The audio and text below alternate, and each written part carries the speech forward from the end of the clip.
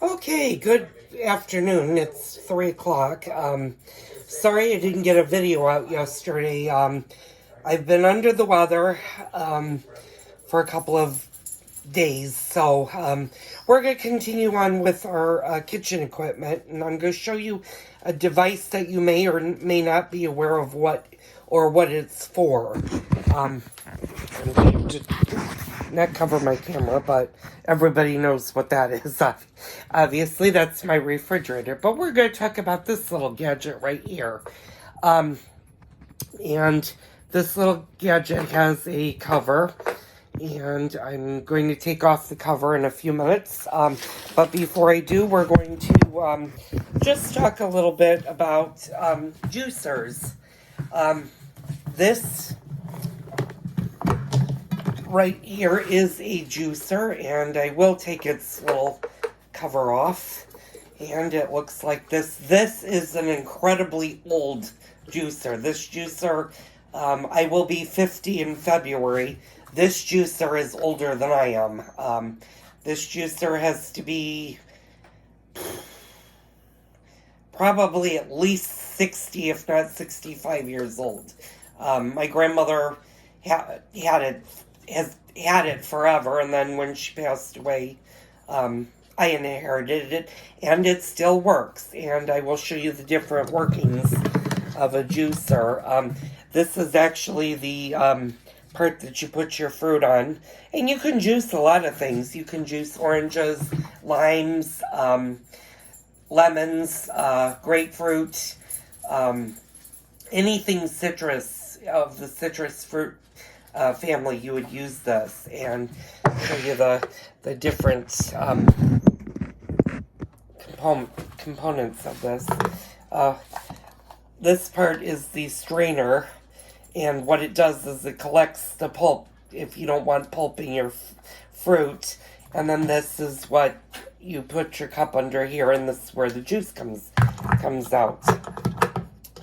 And I know, sorry, I know you're seeing my chest and not my face, but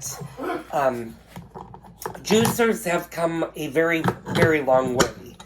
There are all kinds of different juicers that they make now that some you can put a whole piece of fruit in, and it takes all the skin, seeds, everything. You don't have to worry about that. I don't drink enough juice. I do love a good orange juice, a fresh orange juice in the morning, or even when I'm not feeling well. Like I said, it's 3 o'clock in the afternoon, and I'm a little under the weather, so I'm going to have a nice cup of juice. This machine is very loud, and that is the drawback to owning this machine. But like I said, for its age, it still works. I can still juice, and I can still get juice from my oranges. I'm going to show you, this is also another type of juicer, and you can see that it's got the same type of top that the juicer has. So this is what they call a manual juicer. You would cut your fruit in half, and you'd stick this and you juice it. This is good for like lemons, not so much limes, because there aren't a whole lot of recipes that call for lime juice, but lemons, like if you're baking or doing something that calls for fresh lemon juice. Having one of these is really good. They can be messy. They can be noisy. Somewhere in this house I have even another type of juicer. But that I'm going to save for another day. So, what I'm going to do is I'm going to make my juice. And over here, I'm going to put this down. I've got my oranges. Having an older juicer like that, what you want to do, or back in the day, I should say, and I'm gonna age myself, when my grandmother was alive and I was a lot younger, you'd get juice oranges. These are not a juice orange. These are a navel orange. There are two drawbacks to navel oranges. One before I get into the drawbacks, navel oranges are very good. They're meant to be eaten. You can, if you're making recipes that use, okay, that stopped.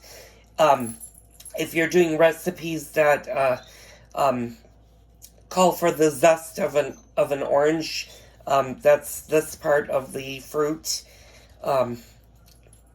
These are really good eaters. They're not so great juice-wise, though. Navels have a tendency not to have a lot of natural juice in them. So you want to get a juice orange. Now, I've found out in the last year or 2 years, finding juice oranges are really hard. My stores don't carry them anymore because nobody was buying them, and they are expensive. The main difference between, and let me go up close, the main difference between a juice orange and a navel orange is, if you look at these grooves, this is what they call a thick-skinned orange.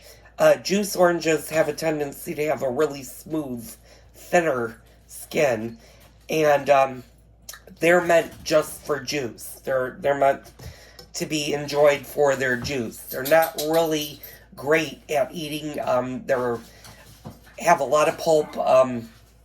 They also have a lot of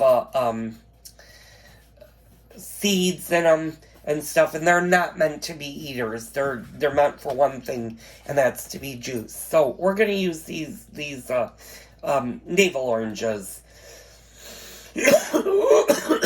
And you can tell that I'm not feeling well. So, what you're going to do is you're just going to cut your orange in half. And, let me get a cutting board. And, I got to get my juice glass. But, what we're going to do is we're going to see if I can move this over just a little bit. I might not be able to angle you guys down to see this. So, yeah, I can't. But I'll show you what we're gonna do.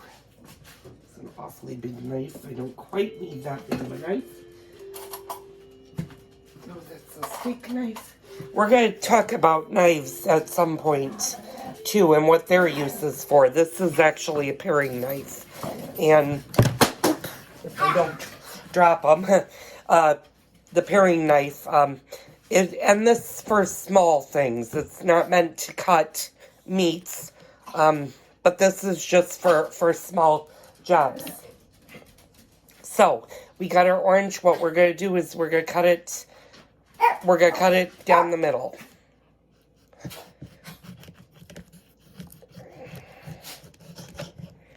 And if you see the center, you see how that is. So you'll see two differences. This kind of looks like the inside of this. And this little round point in the middle is going to go where the round thing in the orange is. And that's how you're going to get your juice. You're going to hold it down and like this. This is an electric one. I'm not going to turn it on while I'm doing the video because it's really loud. Bella, stop. My little chihuahua is wanting to do that. But that's what my juicer is. Tomorrow we're going to talk about other kitchen appliances. I will be doing the split pea soup fairly soon because I have most of the ingredients for it. I decided this weekend to do a video on everybody's favorite treat. And that is, we're going to make a batch of chocolate chip cookies. Very simple. Everybody should have had at least one chocolate chip cookie in their life. If you're a baker, you can follow along. Show you all the ingredients. It's really, really simple to make chocolate chip cookies, and we'll be doing that this weekend. So don't forget to hit the like and the subscribe button down below. Tell your friends. The more supporters I have, the more I can do with my channel. So thank you for tuning in, and we'll have another video for you tomorrow.